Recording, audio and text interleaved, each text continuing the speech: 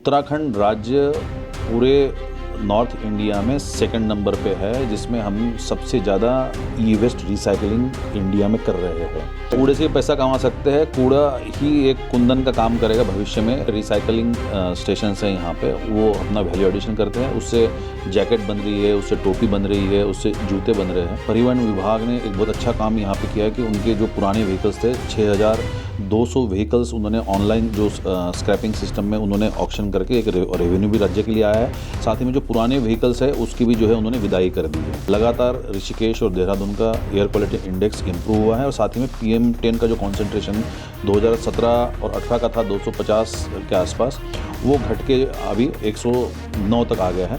उत्तराखंड के पर्यावरण जलवायु में आते ही लोगों की सेहत में सुधार आ जाता है यहाँ पे। तो इस तत्वों को हमको जो है बनाए रखना है यहाँ पे। जय हिंद, जय भारत, जय उत्तराखंड। नमस्कार, मैं अजय नौटियाल भारत न्यूज़ लाइव में आपका स्वागत करता हूँ।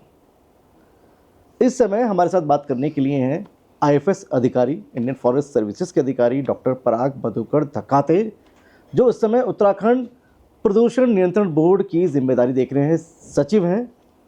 और एक खास बात, जब हम सर से मिले तो बड़ी इंटरेस्टिंग सी बातें हुई और एक बात और निकल के आई कि हम जब देहरादून की आबो हवा की बात करते हैं तो कहीं ना कहीं कुछ साल पीछे हम चले जाएं तो यहाँ की हवा भी जहरीली हो चली थी।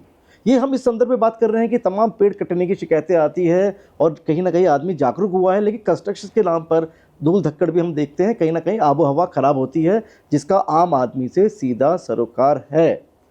इसके बाद भारत सरकार द्वारा एक ड्राइव चलाई जाती है, एक प्रोग्राम लाया जाता है NCAP, national clean air programme, जिसके तहत मिशन होता है कि यहाँ की आबो हवा को ख़राब नहीं होने दिया जाएगा। NCAP है क्या, NCAP है क्या, इन सब चीज़ों में बात करेंगे। हमारे साथ बात करने के लिए सर सबसे पहले तो स्वागत है आपका। मैं देख रहा था, बड़ा इंटरेस्टिंग से पता चला मुझे, तमाम दिल्ली, हरियाणा, राजस्थान, मध्य प्रदेश से लोग आते हैं देहरादून की आबो हवा का आनंद लेने के लिए। कहते हैं बड़ा अच्छा क्लाइमेट है, लेकिन एक आदमी को भी अवेयर होने की ज़रूरत है। यहाँ पे नेशनल क्लीन एयर प्रोग्राम को इंट्रोड्यूस करने की ज़रूरत ही क्यों पड़ी? देहरादून की हवा को देखा जाए तो एक आम आदमी के जहन में सवाल यही होगा कि यहाँ तो ऑलरेडी इतनी शुद्ध हवा पानी है, तो क्या है NCAP जिसकी बात कर रहे हैं, नेशनल क्लीन एयर प्रोग्राम की, वो है क्या? और बता दीजिए सर उसके बारे में जो आप बता रहे थे मुझे। मुख्य रूप से जब हम जलवायु की जब बात करते हैं तो यहाँ राज्य की सीमाएं इतने मायने नहीं रखती है जितनी एक पूरी देश की सीमा मायने रखती है यहाँ पे। क्योंकि जब हम एयर सर्कुलेशन की बात करते हैं तो पंजाब, हरियाणा की हवाओं का सर्कुलेशन हमारी तरफ बढ़ जाता है, वहाँ पाकिस्तान बॉर्डर का भी एयर सर्कुलेशन यहाँ आ जाता है। तो एक ओवरऑल जो इम्पैक्ट आता है वो सिर्फ लोकलाइज ना होते हुए एयर सर्कुलेशन से आपने देखा होगा कि बहुत बार जाड़ों के माहों में आप देखेंगे कि एकदम पूरा कोहरा छाया होता है और बहुत धुंध होती है, उसमें एयर पोल्यूशन का एक पूरा एक इम्पैक्ट बहुत एक्स्ट्राऑर्डिनरी मिल जाता है वहाँ पे, क्योंकि वो ट्रैप हो जाती है पूरी की पूरी जितनी हवा है, धूल है वहाँ पे।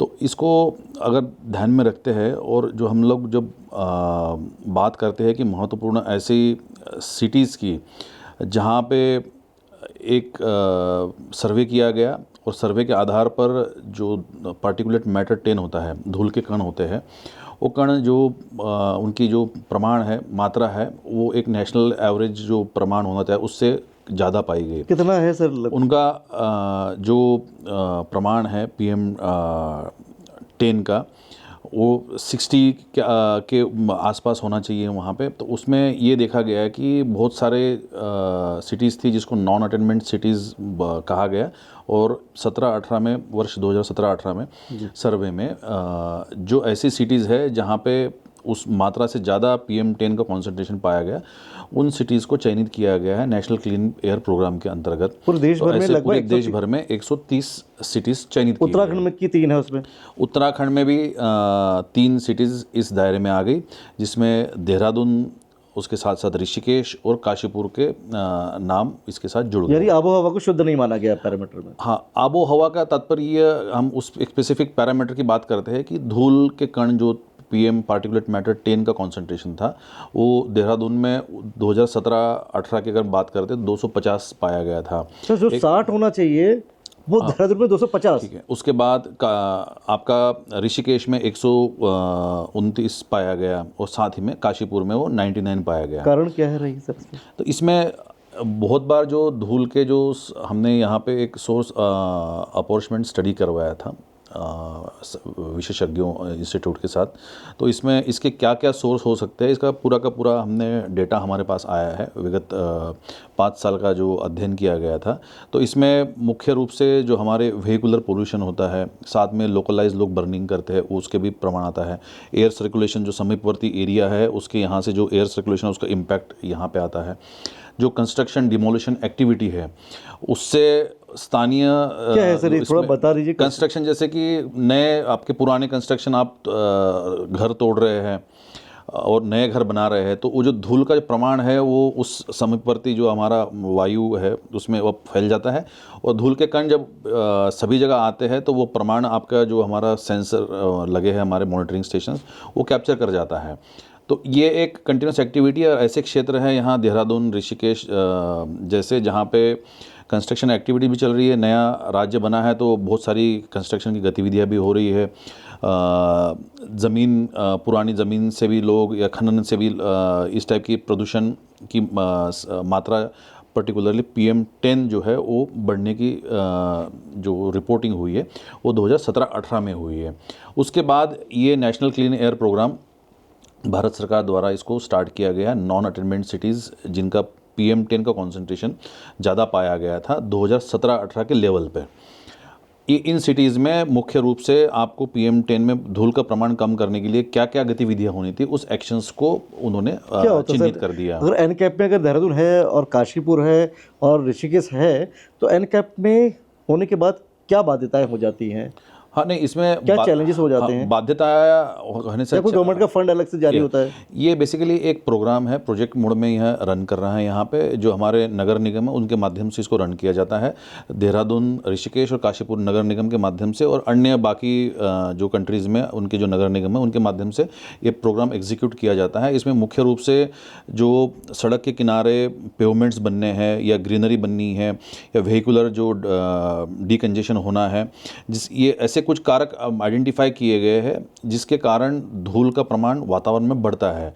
तो उसको कम करने के लिए विगत 5 वर्षों से अलग अलग समय पर बजट आवंटन किया गया है। लगभग 65 करोड़ से ज़्यादा 5 सालों में ये बजट आवंटित यहाँ किया गया था और इसके काफ़ी अच्छे परिणाम उत्तराखंड के तीनों हमारे जो नगर निगम हैं उनके मिले भी है।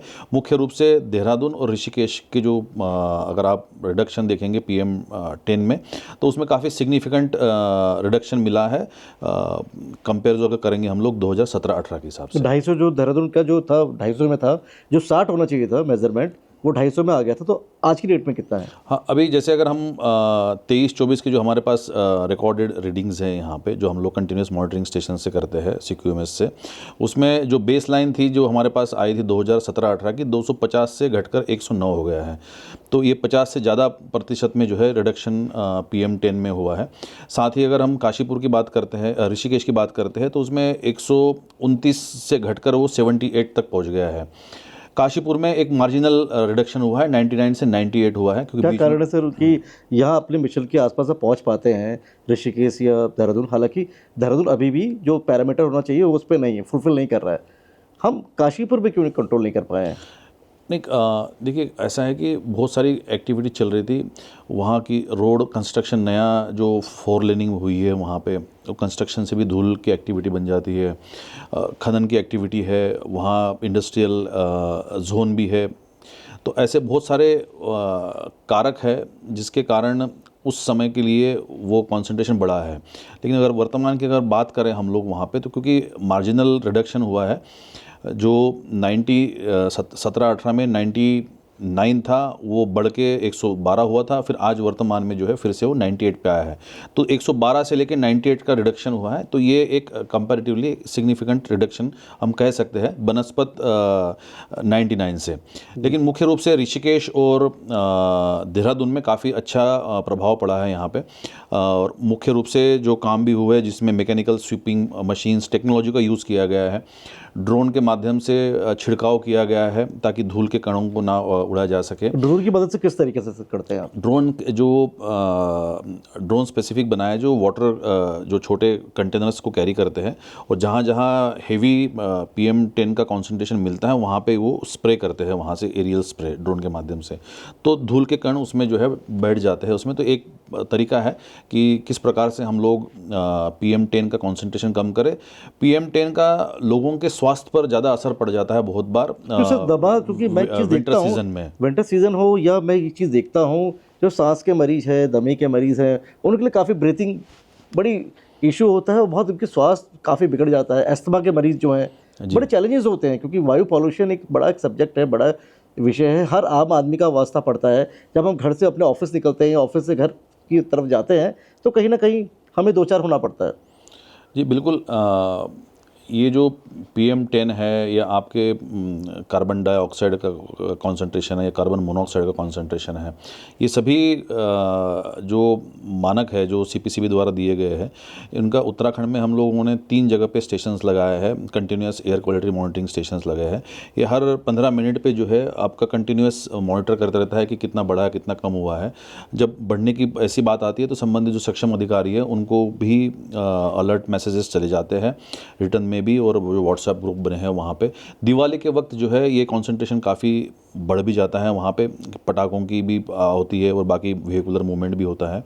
और सीज़न होता है, सीजनल जो वेरिएशन आता है और जो एयर सर्कुलेशन होता है विंटर्स में, उसके कारण भी जो है यहाँ पे जो धूल है वो लोअर स्ट्रेटा में ट्रैप हो जाती है, तो उससे भी दिक्कतें होती है। क्योंकि ठंड में जो है बहुत सारी जो हमारी आर्टरीज है वो थोड़ी सी सिकुड़ने की भी जो है रिपोर्टिंग होती है, तो उससे थोड़ा सांस लेने में दिक्कत लोगों को कभी कभार आ जाती है, बुजुर्ग लोगों को भी आती है।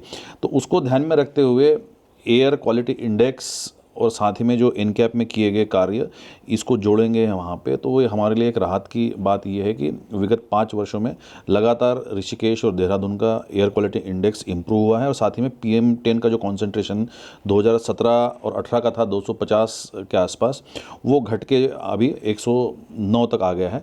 और आने वाले समय में जो एक्टिविटीज़ हम कर रहे हैं, प्रपोज कर रहे हैं, वो भी एक अलग अलग डिपार्टमेंट के साथ, जिसमें व्हीकुलर आपका जो पोल्यूशन कम करने की हम बात कर रहे हैं, तो अच्छे रिजल्ट्स आने वाले समय में हमको देखने को मिल सकते हैं। सर, इंटरव्यू देखते हुए दर्शकों के जहन में एक सवाल जरूर आएगा कि हरिद्वार को लेकर, क्योंकि जब बात होती है, आपने कहा काशीपुर, ऋषिकेश और देहरादून को शामिल किया गया है इसमें, क्या हरिद्वार के पैरामीटर्स बिल्कुल ठीक है? जो 60 का जो पैरामीटर है, जो निर्माण कार्य वहाँ भी काफ़ी तेज गति से बढ़ा है। जी, जो 2017-18 में जब प्रोजेक्ट का कंसेप्शन हुआ यहाँ पे, तो उस समय में जो डेटाबेस आया था, तो एक बेसलाइन के आधार पर जिनका PM10 का कॉन्सेंट्रेशन उस बेसलाइन से ज़्यादा था वहाँ पे, उनको ही उसी सिटीज़ को चयनित किया गया। उस समय में देहरादून का ये नहीं था, लेकिन हमारा वर्तमान में उत्तराखंड में जो टूरिज़्म है यहाँ पे, वो आज लोगों की आजीविका से के साथ साथ लोगों के रोज़गार से भी जुड़ा हुआ है। और उत्तराखंड का अगर आबो हवा देखेंगे हम लोग, देवभूमि की जो एक तत्वों को देखेंगे हम लोग, पर्यावरणीय तत्वों को, तो इसमें उत्तराखंड के पर्यावरण जलवायु में आते ही लोगों की सेहत में सुधार आ जाता है यहाँ पे। तो इस तत्वों को हमको जो है बनाए रखना है यहाँ पे। इसी को ध्यान में रखते हुए उत्तराखंड के सभी जो हमारे जनपद है वहाँ पे ही हम लोग continuous air quality monitoring stations लगाने जा रहे हैं। जल्दी ही उसकी प्रक्रिया पूरी ये बता दीजिए सर, इंटरेस्टिंग चीज़ है जो क्या ये continuous air quality monitoring stations होते हैं। ये एक ऐसी यूनिट होते हैं, सेंसर बेस होते हैं, जिसमें बहुत सारे पैरामीटर्स कंटिन्यूस हम लोग चेक करते हैं, जिसमें कार्बन मोनोऑक्साइड है, ब्लैक कार्बन है, उसके बाद आपका CO2 कॉन्सेंट्रेशन है, PM2.5 है, PM10 है, ये पार्टिकुलर धूल के कितने है करके, ये सभी पैरामीटर्स कंटिन्यूस हर 15 मिनट में अपडेट करके वो हमारे पास रिजल्ट्स आते रहते हैं। और जहाँ पे भी ऐसा लग रहा है हम लोगों को कि यहाँ कॉन्सेंट्रेशन बढ़ने की संभावना है, या उस संभावना को कम करने के पॉइंट ऑफ व्यू से हम अपना एक्शन प्लान भी शेड्यूलिंग करते हैं। आपने देखा होगा कि बहुत सारे NCR रीजन में, दिल्ली के इसमें एयर क्वालिटी कमीशन बना है और वो ग्रेडेड रिस्पांस देते हैं वहाँ पे कि अगर क्वालिटी उनकी धूल एयर क्वालिटी इंडेक्स उनका ख़राब होता है तो उसी हिसाब से जो है वो वाहनों पर ऊपर रिस्ट्रिक्शंस करते हैं, कुछ गतिविधियाँ रिस्ट्रिक्ट करते हैं। भारत स्टेज 6 की बात चल रही है वहाँ लागू होने के लिए। तो वो जो BS6 की गाड़ियाँ सिर्फ दिल्ली में चलेगी नवंबर ऑनवर्ड्स में। तो उत्तराखंड के परिप्रेक्ष्य में भी जैसे सरकार ने एक पॉलिसी लाई है जिसमें ई-व्हीकल्स और हाइब्रिड व्हीकल्स को प्रमोट करने के लिए उन्होंने अपनी नीति में बदलाव किया है। तो एक ये अच्छे संकेत है जिससे कि पहाड़ की आबो हवा जो पर्यावरणीय तत्व है, जलवायु तत्व है, वो बरकरार रहे, स्वच्छ रहे और स्वस्थवर्धक रहे। तो उसको ध्यान में रखते हुए व्हीकल्स का प्रदूषण पे नियंत्रण करना अत्यंत आवश्यक है। तो ये ई-व्हीकल्स, हाइब्रिड व्हीकल्स की एंट्री उत्तराखंड में प्रमोट की जा रही है वहाँ पे, तो जिसके आने वाले समय में आपको अच्छे रिजल्ट्स भी देखने को मिलेंगे। सर, देहरादून में ये सेंसर्स जो लगे हैं पॉल्यूशन को ट्रैक करने के लिए, क्या इस लेवल पे पॉल्यूशन हो रहा है, कहाँ का सेंसर्स लगे हैं ये और कितने हैं? देखिए क्या और ये क्या काफ़ी है? हाँ, देखिए ये अलग अलग जो कंटेंट्स होते हैं वहाँ पे PM10 के लिए अलग सेंसर है, PM2.5 के लिए उनका अलग सेंसर्स है, कार्बन डाइऑक्साइड का सेंसर्स है। तो वो पूरी एक इंटीग्रेटेड सिस्टम है जो अपनी ऑटोमेटिक अपने रिजल्ट्स पकड़ती है और साथ ही में उसका एक प्रोटोकॉल है जो सेंट्रल पोल्यूशन कंट्रोल बोर्ड द्वारा दिया गया है। उसके फिल्टर्स को चेंज करना, उस फिल्टर को जो है रिपेयर करना, वो एक निर्धारित समय अवधि दी गई है। तो उसको ध्यान में रखते हुए वो कंटिन्यूस मॉनिटरिंग हम लोग करते रहते हैं यहाँ पे। ये अभी वर्तमान में ये जो स्टेशंस है ये देहरादून में स्थित है, ऋषिकेश में स्थित है और काशीपुर में स्थित है, क्योंकि वो प्रोजेक्ट का पार्ट है। कितने नंबर्स ऑफ सेंसर्स कितने हैं? हाँ, सेंसर्स जितने पैरामीटर्स है उसके हर एक के एक सेंसर्स है। जैसे 10 पैरामीटर है तो 10 अलग अलग टाइप के सेंसर्स उसमें लगे हुए हैं वहाँ पे। वो हर जो पैरामीटर है उसके साथ उसको सेंसर वो बेस सिस्टम उनकी लगी हुई है। वो हर 15 मिनट में जो है आपको रिजल्ट दे देते हैं कि क्या उसका क्वांटम है और कितने मात्रा में जो है वहाँ पे उसकी उपस्थिति है। तो ये कि ये कंटिन्यूस प्रक्रिया है और जिसके रिजल्ट्स भी हमारे पास आते रहते हैं। और यही सिस्टम जो है सेंट्रलाइज मॉनिटरिंग सिस्टम है हमारी सेंट्रल पोल्यूशन कंट्रोल बोर्ड, उनके यहाँ पे भी इससे लिंक्ड है। तो उत्तराखंड के अतिरिक्त पूरे देश के जितने भी ये CQMS स्टेशंस लगे हुए हैं ये सब सेंट्रलाइज सिस्टम से जुड़े हुए हैं और आपको ऑनलाइन इसकी व्यवस्था मिल जाएगी। अगर आप उसको ऑनलाइन देख लेंगे यहाँ पे कि देहरादून एयर क्वालिटी इंडेक्स क्या है तो आपको एक वो रिजल्ट देगा और हर 15 मिनट में आपको अपडेट होगा। AQI क्या है यहाँ का? अभी वर्तमान में 100 से नीचे AQI हमारा चल रहा है, जो एक मतलब गुड और मॉडरेट की स्थिति में है। अभी खराब सबसे खराब में उत्तराखंड में कौन सा जिला है? नहीं, अभी ऐसे जिलेवार की स्थिति हमारे पास पूरी नहीं है। मतलब अभी वो ख़राब की स्थिति नहीं, क्योंकि बरसात का सीज़न चल रहा है यहाँ पे और वो वाली ख़राब की स्थिति नहीं। अभी वर्तमान में उत्तराखंड के अगर जिलों की बात करते हैं तो सबसे बड़ा चैलेंज तो सर कोई डिस्ट्रिक्ट होगा? अभी वर्तमान की बात करेंगे हम लोग तो ऑलमोस्ट सभी 1-2 नीचे के जिले छोड़ते हुए सभी गुड की कंडीशन में है। 2 जिले छोड़ दिए जाएं, 2 जिले कौन से हैं? 2 जिले मतलब जो हमारे प्लेन्स के जिले हैं, जिसमें हरिद्वार और आपका उधम सिंह नगर का है, जिसमें इंडस्ट्रियल हमारे जोन्स भी है वहाँ पे और इंडस्ट्रीज भी लगी हुई है और मूवमेंट भी वहाँ वाहनों की ज़्यादा होती है वहाँ पे। तो इनको छोड़ेंगे इसमें वहाँ पे, तो बाकी सभी इसमें जो है हमारा AQI गुड इसमें आता है वहाँ पे। और आने वाले समय में भी जो है हम सभी 13 जनपदों में हम लोग इस टाइप के मतलब ये कह रहे हैं कि डस्ट पार्टिकल हम जब देखते हैं तो कहीं ना कहीं वहाँ पे इंडस्ट्रियल पॉल्यूशन है और यहाँ पे हम देखते हैं तो डस्ट पार्टिकल वाला पॉल्यूशन ज़्यादा है। तो इंडस्ट्रीज उस लेवल पे नहीं है, लेकिन डस्ट कोई कंस्ट्रक्शन साइट्स है यहाँ पे। और लेकिन विक्सर एक सवाल जरूर लूँगा मैं आपसे, एक बड़े चैलेंजेस होते हैं, कंस्ट्रक्शन साइट्स है यहाँ पे चल रही है, हम देखते हैं कि वो कहीं ना कहीं मानकों का उल्लंघन कर रहे होते हैं। कहीं ना कहीं जो उनका माल जो पड़ा हुआ है वो डंप है, वो कहीं ना कहीं कवर्ड होना चाहिए, कहीं ना कहीं नेटिंग होनी चाहिए, उन सब पैरामीटर्स को फॉलो नहीं किया जाता है। कहीं ना कहीं गाड़ियाँ जो उनकी जा रही है, मिट्टी लेकर जा रही है, वो मिट्टी भी उड़ रही है, कहीं ना कहीं पानी का छिड़काव नहीं किया जा रहा है। एक बड़े चैलेंजेस और साथ में सवाल और भी है इसके साथ, जो विक्रम और जो डग्गा हमारे बसें चल रही हैं यहाँ पे, उससे भी कितना पॉल्यूशन क्रिएट हो रहा है। वो कितने बड़े चैलेंजेस होते हैं पॉल्यूशन कंट्रोल बोर्ड के, क्योंकि आप लीड कर रहे हैं। पोल्यूशन कंट्रोल बोर्ड एक रेगुलेटरी बॉडी है वहाँ पे, और बाकी इसके जो एनफोर्समेंट अपने अपने मानकों है, अपने अपने विभाग के मैंडेट है। जैसे हम लोग ट्रांसपोर्ट डिपार्टमेंट की बात करते हैं तो उनके द्वारा जो स्क्रैप व्हीकल की पॉलिसी आई है वहाँ पे, जो गवर्नमेंट व्हीकल्स है जो 15 साल के पुराने हैं तो उनका ना रिन्यूअल हो रहा है, ना उनका कोई इस टाइप की रास्ते पे चलने की उनको अनुमति दी गई है। आपके परिवहन विभाग ने एक बहुत अच्छा काम यहाँ पे किया है कि उनके जो पुराने व्हीकल्स थे 6200 व्हीकल्स उन्होंने ऑनलाइन जो स्क्रैपिंग सिस्टम में उन्होंने ऑक्शन करके एक रेवेन्यू भी राज्य के लिए आया है। साथ ही में जो पुराने व्हीकल्स है उसकी भी जो है उन्होंने विदाई कर दी है। तो आप सोच सकते हैं कि 6200 व्हीकल्स अगर वो रास्ते पे चलते तो वो कितना पोल्यूशन करते हैं। तो एक विभाग का मैंडेट है, तो उसके अंतर्गत उन्होंने एक अच्छी कार्रवाई की है, एक पॉलिसी की बना के जो है उन्होंने अपना काम किया है।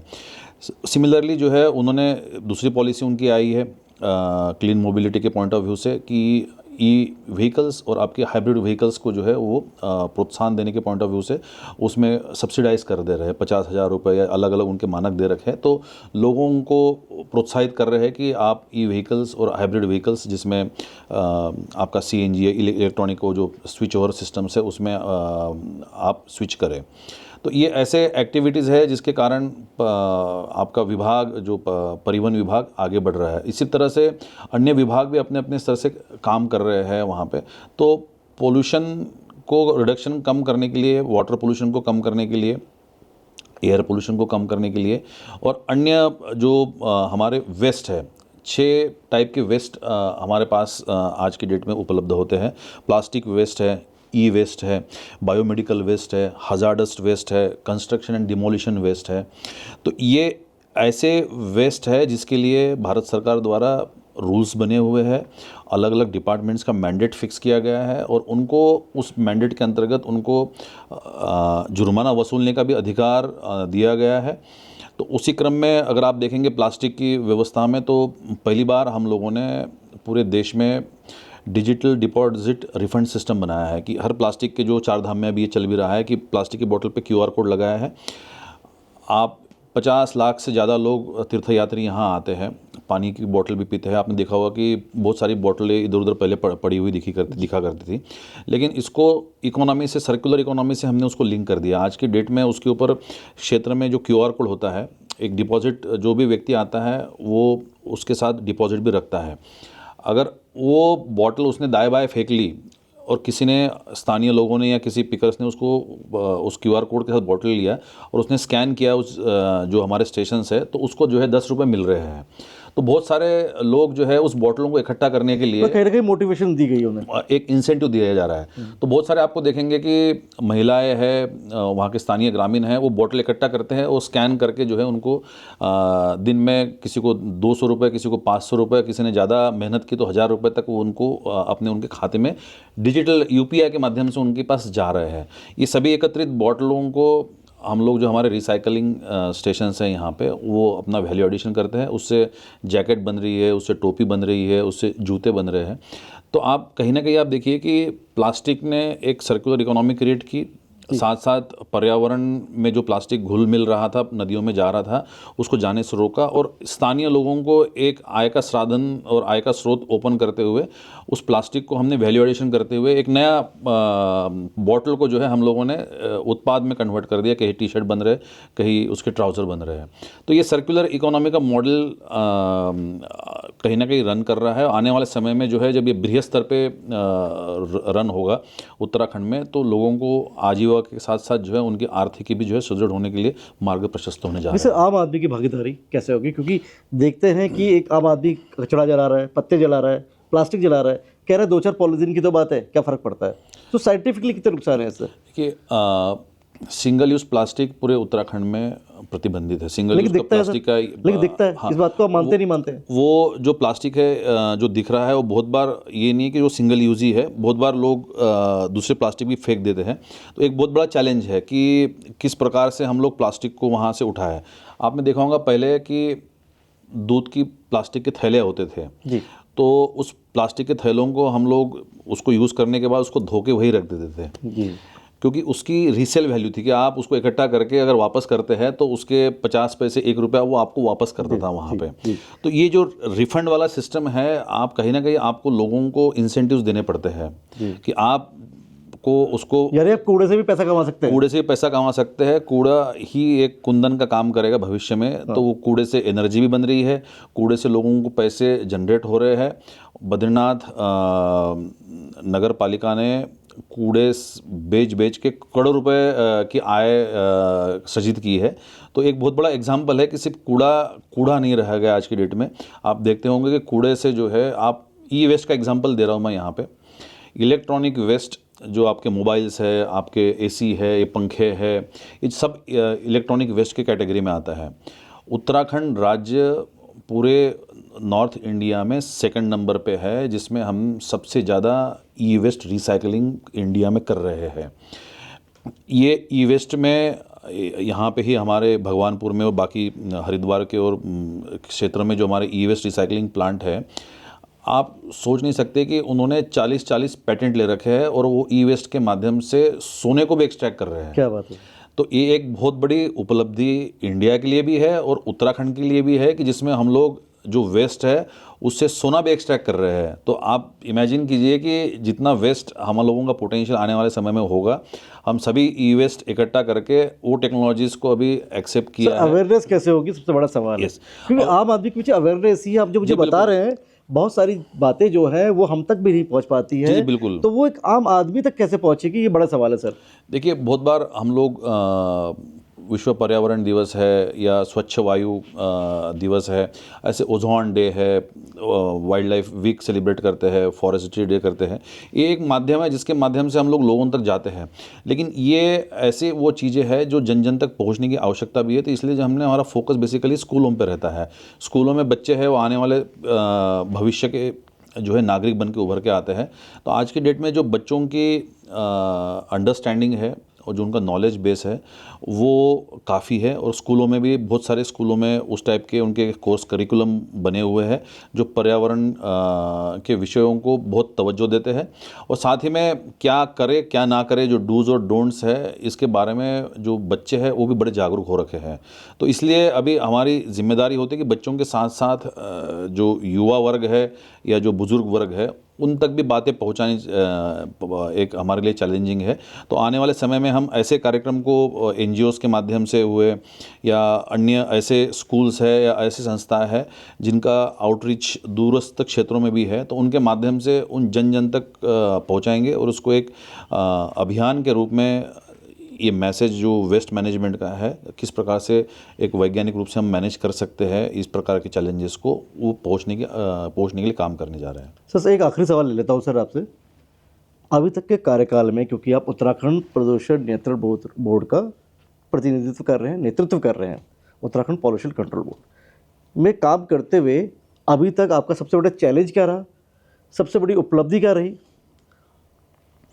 देखिए, मुख्य रूप से जो ग्लोबल इन्वेस्टर समिट हुआ उत्तराखंड में आने के बाद, और एक कोई भी इन्वेस्टर जो उत्तराखंड में आ रहा है तो उसको एक हैसल फ्री एनवायरनमेंट देने का काम उत्तराखंड पोल्यूशन कंट्रोल बोर्ड ने यहाँ पे किया है। कि जो चैलेंजेस क्या थे सर? इसमें ये था कि सबसे मेजर था कि बहुत सारी जो एनओसीज थी वो बहुत समय लेती थी वहाँ पे, कि लोग चक्कर काटते थे वहाँ पे, वो पूरा का पूरा प्रोसेस ऑनलाइन कर दिया गया। हमारी जो मेजर जो उपलब्धि हम कह सकते हैं वहाँ पे, कि पहले 100 दिन से ज़्यादा जो है एनओसी देने के लिए समय लगता था, उस समय को हमने घटा के 100 दिन से घट के अभी तक हमारा जो एवरेज टाइम है एनओसी देने का वो लगभग 25 से 30 दिन तक आ गया है। और हमारी कोशिश है कि जो है हम नेशनल एवरेज से भी इसको 21 दिन के नीचे भी जो है लाने की कोशिश कर रहे हैं।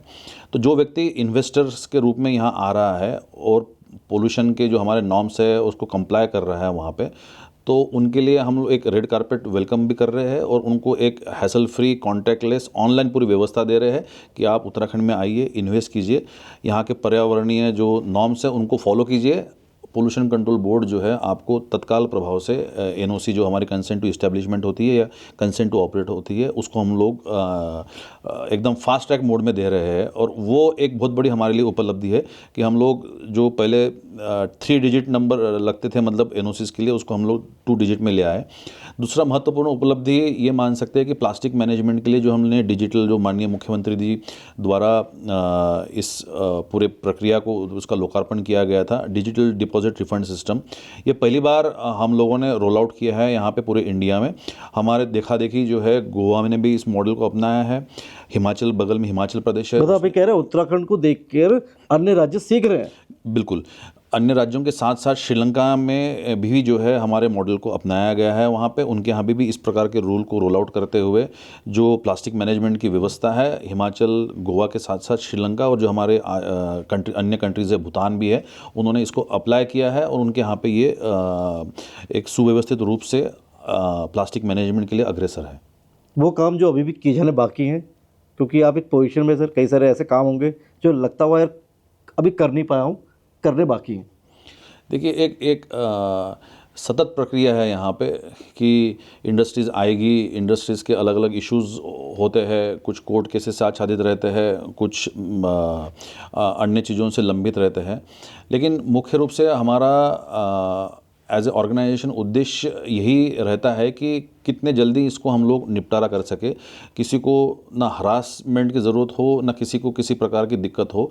एक कॉन्टैक्टलेस, फेसलेस डिजिटल सिस्टम अगर हम किसी इन्वेस्टर को दे रहे हैं तो एक उनके लिए एक वेलकम ये स्टेप होता है। तो यही व्यवस्थाओं को और सुदृढ़ करते हुए हम लोग सरल करना चाहते हैं।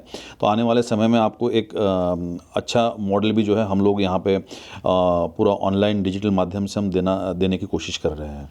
यानी डेवलपमेंट तो हो, लेकिन साथ में हवा और पानी भी शुद्ध रहे। बिल्कुल, देखिए, उत्तराखंड जल और वायु के लिए ही जाना जा रहा है। वहाँ पे देवभूमि है, तो स्वाभाविक रूप से जो लोग दिल्ली से या अन्य मेट्रो सिटी से, अन्य जगह से जब उत्तराखंड में पदार्पण करते हैं तो उनको वो फील आना चाहिए कि हम उत्तराखंड में हैं। उनको हर सांस में वो जो वायु उनके शरीर में जा रही है वो उनके लिए एक स्वास्थ्यवर्धक वायु उनके इसमें जा रही है।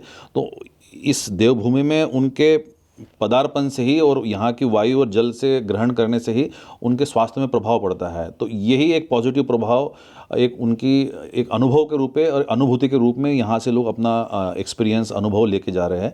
तो यही अनुभव, जो स्वच्छ जल और वायु का अनुभव, हम आने वाले सभी उत्तराखंड में जो हमारे तीर्थयात्री है, पर्यटक है, उन सभी लोगों को एक स्वच्छ और उत्साहवर्धक जल और वायु देने की कोशिश में उत्तराखंड पोल्यूशन बोर्ड सतत प्रयासरत है। जी, यही सबसे बड़े सवाल भी हैं। मैं अपने हर इंटरव्यू में कहता भी हूँ कि अगर आप उत्तराखंड को गुड़गांव या महाराष्ट्र या मुंबई या दिल्ली से कंपेयर करेंगे तो कहीं ना कहीं पिछड़ जाएंगे, क्योंकि यहाँ की जो मौलिकता है वही उसकी पहचान है।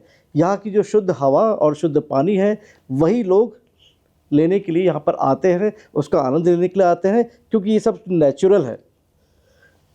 बात डेवलपमेंट की हो तो वो भी ज़रूरी है, क्योंकि निर्माण कार्य भी चल रहे हैं। लेकिन बड़े सवाल है कि निर्माण कार्य तो हो लेकिन सस्टेनेबल डेवलपमेंट हो, हवा और पानी जो हो वो बिल्कुल शुद्ध रहे। उसी को लेकर एक जंग, एक अपनी पोजीशन के तहत एक लड़ाई लड़ रहे हैं डॉक्टर पराग मधुकर धकाते, जो उत्तराखंड प्रदूषण नियंत्रण बोर्ड के अंतर्गत मिली शक्तियों का प्रयोग करते हैं ताकि यहाँ की हवा और पानी शुद्ध रहे। लेकिन ये जो लड़ाई है ये केवल सरकारी सिस्टम के भरोसे नहीं रहनी चाहिए, इसमें कहीं ना कहीं आम आदमी को भी अपनी भागीदारी निभानी होगी और वो करने होंगे छोटे छोटे प्रयास, ताकि उत्तराखंड की हवा और पानी बची रहे। मैं भारत न्यूज़ लाइव के लिए कैमरा पर्सन सेवर्धन सिंह के साथ अजय नौटियाल। भारत न्यूज़ लाइव से जुड़ने के लिए इसे लाइक, सब्सक्राइब और बेल आइकन दबाएं।